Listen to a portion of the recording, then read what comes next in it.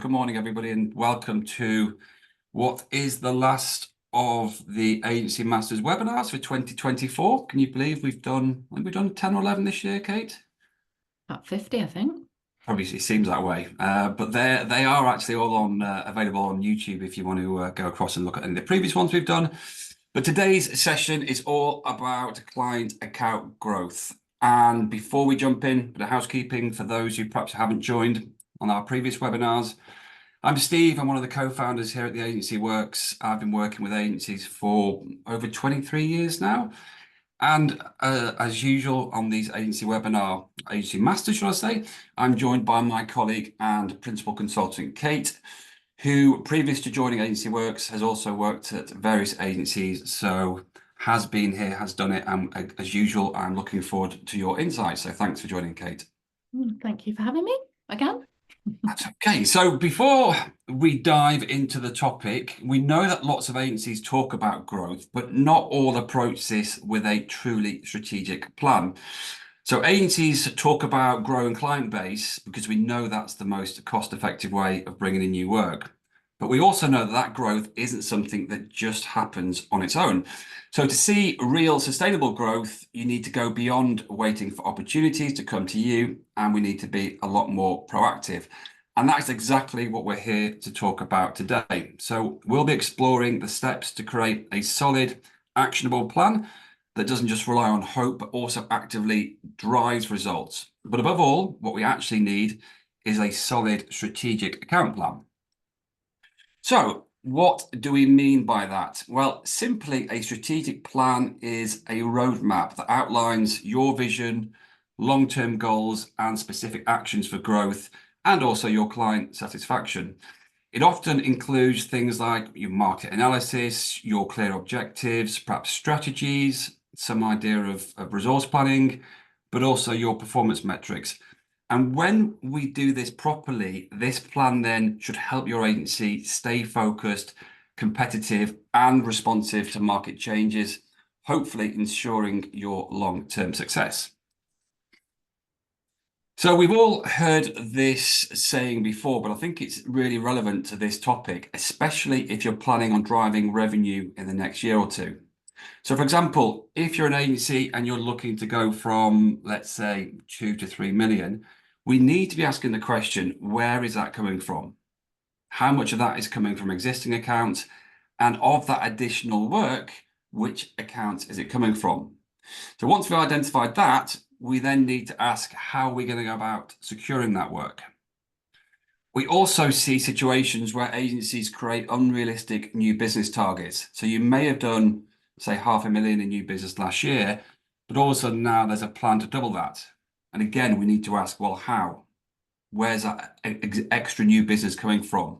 How are we generating the new inquiries? How many new conversations do we need to be having to secure those potential new clients? So this planning is really a key part of the process that all agencies really need to do at the start of each financial year. I love the old sneaky synergist plug on that board there, Finn. That was very good. All the new colours looking good. But what does a strategic plan look like? Well, a good one to use is the SOSTAC plan. So included in this are situation, objectives, strategy, tactics, actions, and then lastly, controls. So situation is sort of where are we now? How much revenue are our clients bringing in and how much of that is profit? What services do they use? Do they have spending trends? Are they seasonal? Do they have big projects or lots of little ones? And then objectives. Where do you want to be? Maybe winning other divisions within your client's company, or maybe increasing a client's profitability by decreasing over-servicing, and maybe upselling other services you can offer. And it could be one of those two. And then strategy, sort of how do we get there? Maybe reducing the over-servicing, target other departments or divisions, etc. And tactics, what do we actually need to do? And then actions, when, who, what resources are we going to need, etc. And controls. What metrics are we going to use to track your progress? So possibly profit. And of course, once we have that data, it's back to the start and to look at the situation again. So once you've put that plan together, the question then is who owns it, who's going to deliver it? I think it typically falls to these two roles. For me, I think an account manager is probably there more to build the relationship and then manage and maintain the client relationship. They're the ones who understand the needs, and they're there to make sure that those client needs are met. Account direction-wise is probably there more to direct the client relationship, develop the strategic account plan that drives success not only for the agency, but also for the client. And which accounts should you focus on? Because obviously growing every client isn't necessarily possible. So 3 things to analyse could be your client's current value by looking at revenue and profit. So if the revenue is comparatively high to the profit, this could be a sign of over-servicing. And secondly, look at their current spending. So what services is the client using from your offering? Improving this is sort of the best way of organic growth. And I saw a really good talk from Rob Sales on this a while ago at an Agency Hackers event. And he specified having a very simple matrix of your clients on the vertical axis and your offerings along the horizontal, and then rate each service against each client from 1 to 10 to see where you can improve. And it was a really simple but effective way of increasing their revenue, and it was very successful. So it might be something that you want to look at. And thirdly, analyse your opportunity and the potential. So maybe there's more budget, more contacts, more divisions. So for example, in one marketing department, there's 6 people, but you're only working with 5. What about the other one? Or there's 10 divisions and you're only working with 4 of them. How do we get in with those other people? But you might also want to consider some qualitative factors. So do they appreciate your time and the talent, or do they claim that they could be doing it themselves if they had the time? Are they the punchline for jokes in the office? You know, how do your wider team feel about them? Because that can really impact on your people culture. And does the client pay on time, or are you constantly wasting time chasing them up? And that can obviously destroy your cash flow as well. Do they agree to pay for out of scope work, or are you constantly producing work that is out of scope and unprofitable? And does your client seem to appreciate what you do? So, for example, do they refer you to other clients, or do they refuse to let you name them? So you'll get a good sense of what clients you do and you don't like for, you know, whatever reasons. And although potential revenue is important, it's not the only thing that should be considered. A client can look great on paper, but if you hate dealing with them, then maybe you shouldn't expand that relationship. So once we've identified that growth, what do we need to consider when creating the growth strategy? I would suggest that it falls into these 3 categories. Which accounts are you going to grow? So those ones that you've analysed and you've worked out are profitable and growable. Which need to be just maintained, so that perhaps there's no growth, but they are profitable. And then which accounts need improvement in terms of profit, or which you need to ditch because either they're not profitable or perhaps you're over-servicing them. So let's have a look at the different options. Now, what we'll do is we'll be sending this PowerPoint out after the webinar. So there's lots of kind of points we go through over the next few slides. So if you want to scribble them down, that's fine, but we will be sending a recording across. But yeah, if we look at growing accounts, then some things that you might want to consider. The first thing is looking at kind of regular meetings. We know if you do have regular communication, it builds trust. It ensures that you're in tune with your clients' changing goals. So perhaps try setting these up on a scheduled basis, so probably monthly, weekly, but use these sessions to review past performance, but also plan for future campaigns and projects. A stat that we've used on a previous webinar, I think it was 2.3 years is the average time since clients last saw the credentials from their incumbent agency. So if you haven't done that, it is important to share credentials, share new ideas, and any new case studies that you might have done. And yeah, if you've done your analysis of the client in terms of what services they're taking or they're using from you at the moment, then perhaps analyze and suggest other ones. We need to identify gaps or areas where complementary services can add value. And that service audit that Kate talked about previously can hopefully kind of pinpoint those. We also need to move beyond being reactive problem solving as well. So provide more of a offering of value of kind of industry trends, competitor benchmarking, perhaps consumer insights, but we need to do this before your client asks for them.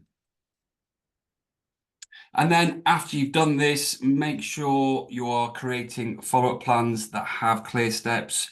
You need to assign responsibilities to your team, but you need to regularly update your clients on the status of those pitched ideas. And you need to emphasize both the progress and also what the potential results could be. And then, once you have done your research on the organizational structure, have you identified which teams or decision makers that you're not currently speaking to? Have we requested introductions? Have we asked for referrals?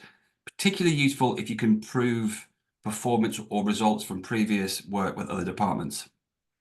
And then finally, it's about sharing actionable insights. So that could be data analytics, could be market opportunities. So offer to participate in their events. You could be part of their team training or thought leadership presentations, or maybe just kind of internal workshops. Yeah, it's all about being that strategic partner rather than just a supplier, isn't it, Steve? Absolutely, love saying that. Yeah, I love that one. So, and the same sort of thing with maintaining your accounts as well. So accounts you identify as profitable, but with no sort of growth potential. So some of the things here you want to be thinking about is just continue doing great work. So that gives you the credibility. Great service will show that you're reliable, and great relationships will help honest and frank communications. But also keeping in the regular check-ins, reviews, and make sure you're giving feedback both ways. Sharing your performance data with the client as well from any sort of campaigns that you're doing. And having a strategy from past spending habits. So make sure you're asking for the work at the right times.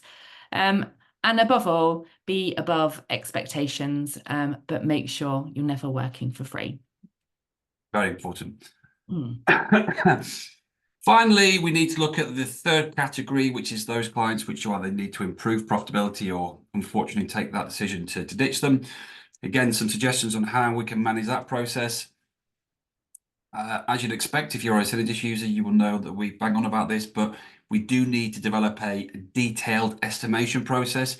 You need to factor in all potential costs, time, resources required, looking at historical projects or similar projects, involving other departments, and also kind of creating buffers in there to make sure that you can manage any unexpected expenses.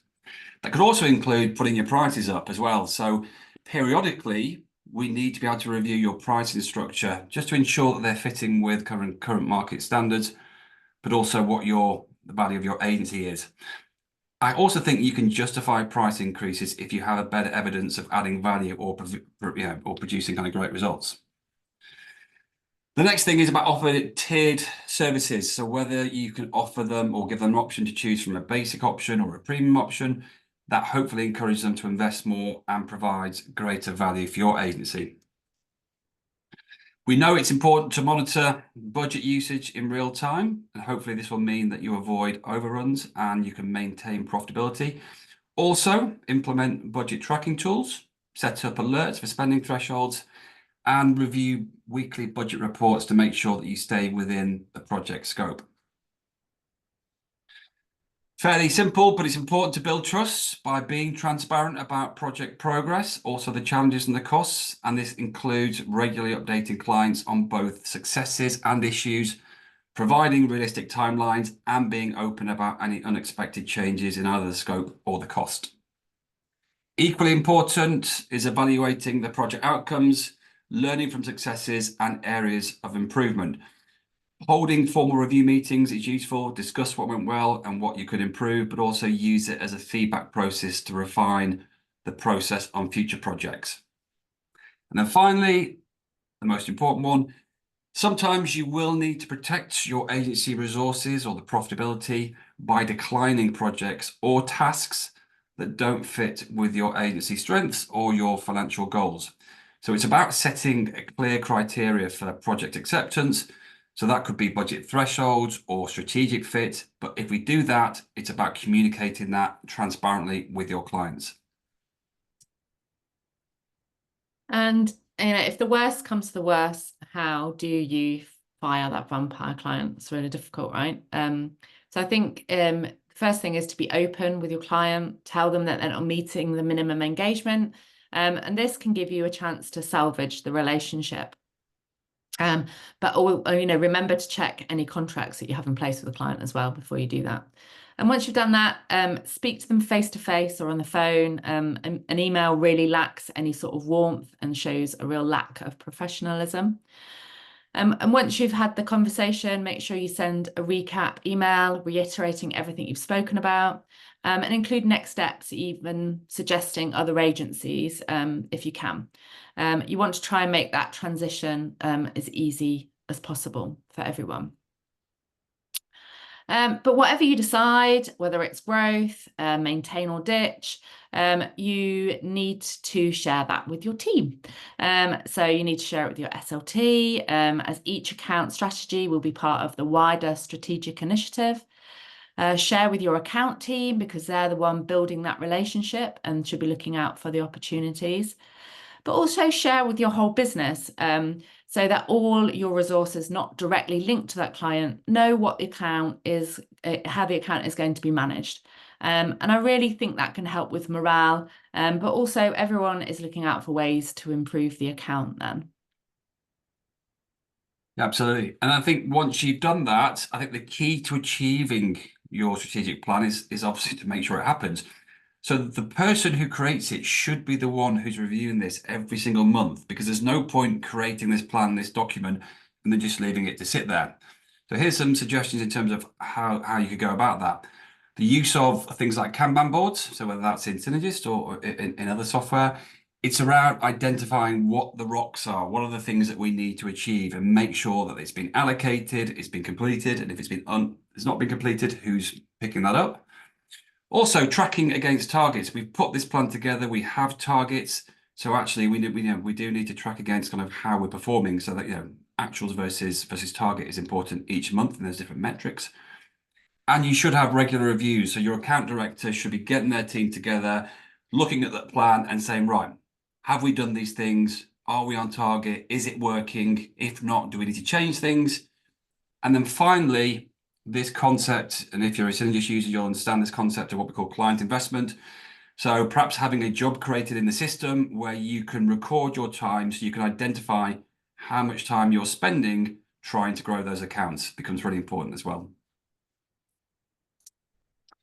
And as usual, what we try to do is summarize the webinar into kind of 3 key takeaways.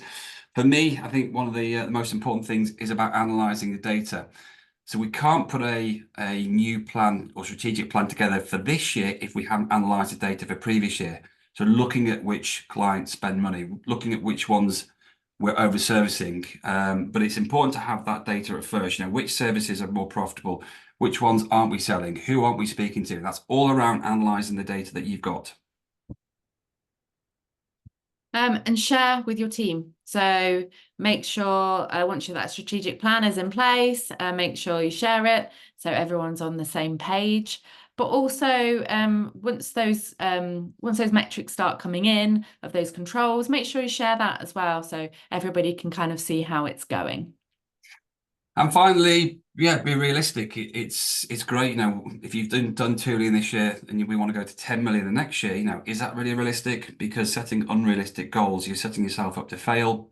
It becomes kind of demoralizing within the team if you're not achieving those targets.